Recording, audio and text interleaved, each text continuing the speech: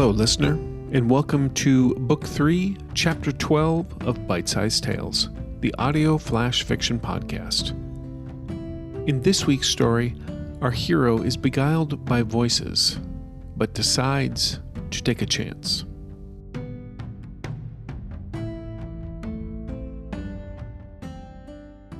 The Voices, written and read by Chris Hussey.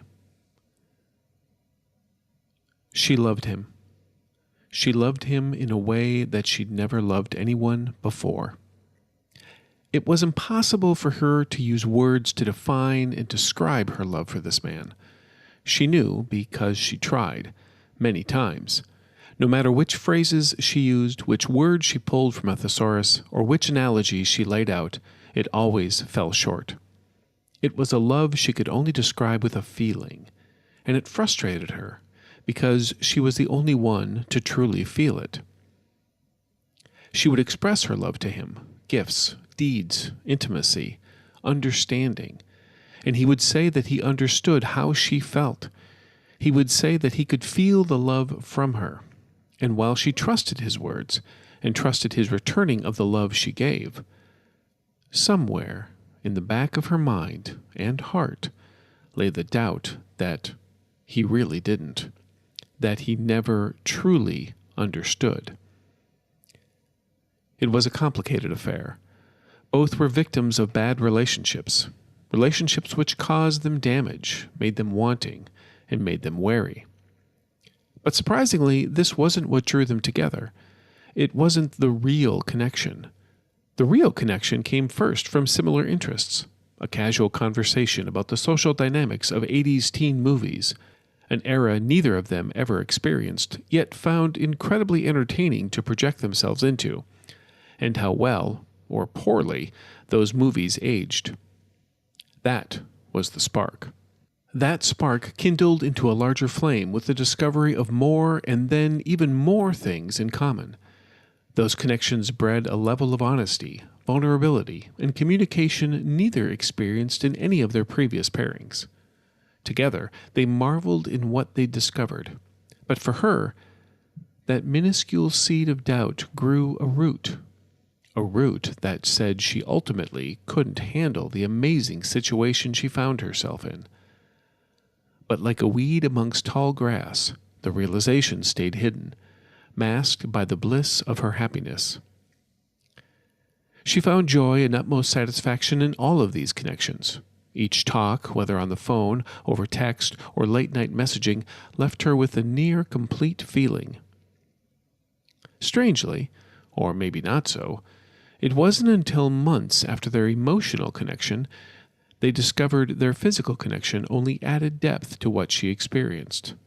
Now, all her emotions would physically manifest in each touch and kiss.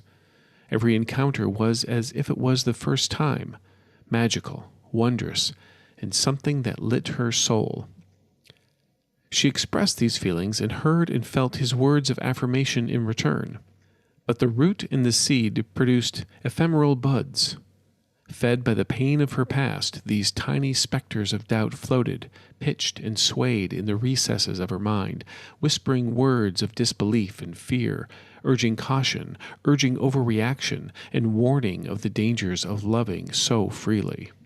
And for a time, this was their affair. Constant communication of love, with brief oases of close contact to reaffirm the words. Everything she felt for him was returned. They knew and trusted each other's love. Or so she felt and told herself. But she found that with each passing day, those whispers grew just ever so louder, bit by bit. But it was more than just the words they whispered. It was how they interpreted events. Innocent actions by him were wilted into malicious plans. Gaps of time where they couldn't speak were contorted into time spent with others that would threaten their love. She tried to approach these matters, to confess her fears and worries, and to seek reassurance that the voices in her head were just that, spiteful demons looking for nothing but ruin. But she couldn't. The communication and openness seemed to vanish. The mind worms twisted her fears into false fact after false fact that she would be seen as hysterical, controlling, mistrustful, or that she herself was ruining the relationship. The root planted so long ago grew in strength, allowing these feelings to take a deep hold, torturing and choking her every day. Every weak moment where she wondered about their bond, the apparitions exposed their gross faces, telling her again and again how she should think about these moments and what they really meant. The root and weed now towered over her, shrouding the sunshine of her love in darkness. And tortured bit by tortured bit, she believed them, succumbing to their fables. Unable to take it any more, she went to him, determined to confront him, to demand answers for all the wrongs he was unleashing upon her, all the hidden pain he was inflicting.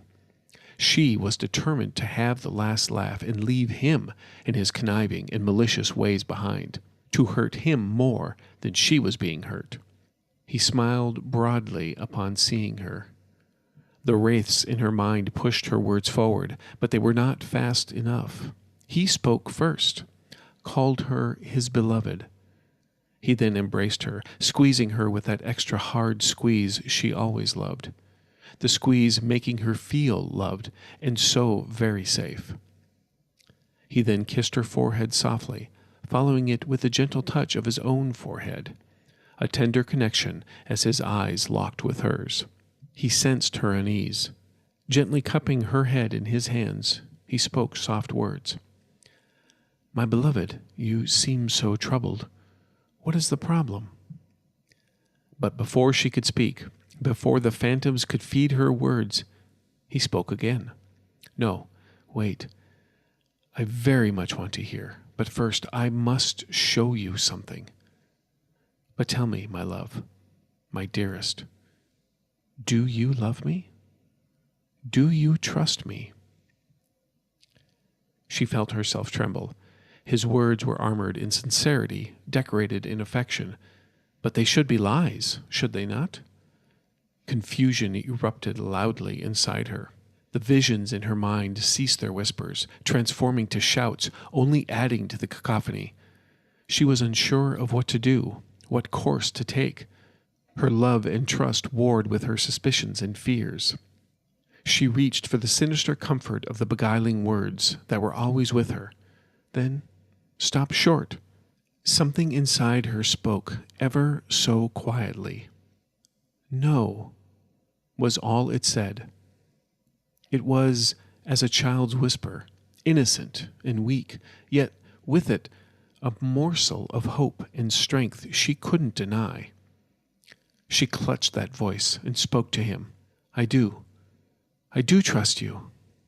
She spoke with trepidation, unsure if she believed the words herself, but she pushed the cries of mistrust and doubt away. He stepped away from her, then reached out a hand toward her. "Hold my hand, and let us enter paradise together." She smiled at the words, feeling the gesture of love and romance behind them. Inside, she was curious as to what he really meant. Were they taking a trip? Did he have a gift? She looked down at his hand as she interlaced her fingers into his, then looked up. She gasped as she stared at his other hand. Light poured from his fingertips, coalescing into a disk just beyond his reach. Yellow and white wisps of energy swirled in a circle, slowly expanding the disk. She struggled to speak. What is it?" She gripped his hand tightly. He held her hand back with a reassuring squeeze. "It's paradise, love. Paradise. It's where we're going to be forever. Can't you feel it?" She was about to protest, then stopped. Warmth from the energy as it completed its expansion washed over her, embracing and comforting her. The swirling force in the center began to part, revealing green fields and welcoming rivers beyond. "It's beautiful," she spoke softly. "Will you come with me?" He spoke gently, urging her. She looked in his eyes and allowed herself one last listen to the demon voices inside her. She didn't know why she did this, but looking inside herself, she searched for the vapors and their whispers. And deep in the recesses and darkest corners of herself, she found them. They huddled together under the darkness of the shade created by the seed of doubt and root of disbelief. The specters clung to each other, weeping in despair. She knew why. They failed. They lost. Their efforts at corrupting her love crashed and burned in the love and warmth from him in their journey together towards paradise. She pitied them. "And here you shall stay," she commanded, leaving them in the dark. She turned to step away from their pathetic forms, then looked back. "No, you will not stay in darkness." With fury and vengeance, she clutched the root at its source and yanked, the force of her love and trust not just for him, but in herself, fueling the pull. With nothing of its own to cling to anymore, the root broke free, and in that instant the brightness and heat of her love and confidence, it withered into nothing more than a husk, the dying cries of its phantasmal buds, the only eulogy. Returning towards him, she smiled the smile of one finding true and real love. Tears welled in her eyes, matching the ones she spied forming in his. "Always," she spoke as they stepped forward. The warmth and brightness of the light enveloped them both. She struggled to see the green beyond the glow, but knew she was heading in the right direction. She felt his hand still in hers and the safety it exuded. Her eyes opened. It took her several blinks in a thorough examination of her surroundings to realize she was in bed, and that it was morning.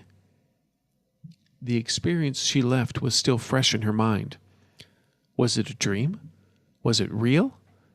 She struggled to parse the difference, but couldn't. She reached for her phone, and as she did, it started to ring. It was him.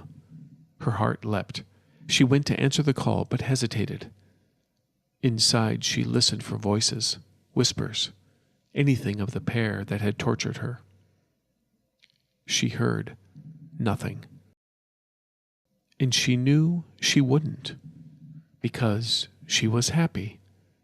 She hit the green button. His voice was excited. "Beloved, I had the most unbelievable dream," he spoke.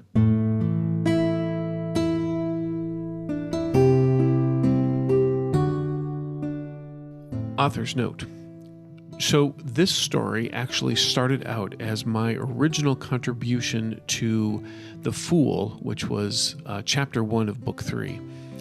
And as I was writing the story, I didn't like where it was going, so I set it aside and went and wrote what eventually you heard in that chapter. But as the weeks went by, I realized there was still something in this story. Particularly the idea that I've never really done much for romance, but I wanted to try it, and I wanted to try it in a slightly different way. So I went back to the story, did some rewriting, and as I was doing so, I actually came up with the idea of coming up with 2 endings and allowing you, the listener, to decide which ending you wanted to choose. But after thinking about it a bit more, I kind of really became enamored with our hero, and I wanted her to have a truly happy ending. And so I decided to abandon what would have been the darker ending of the 2 that I had chosen and went with the happier ending. And overall, I'm very pleased with it, and I hope you were too. Thanks.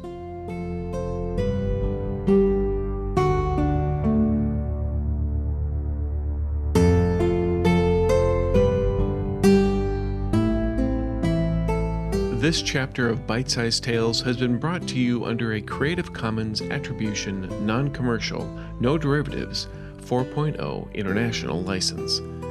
Intro and outro music is Fantasy Motion by Alexander Nakarada, provided under Creative Commons 4.0 license.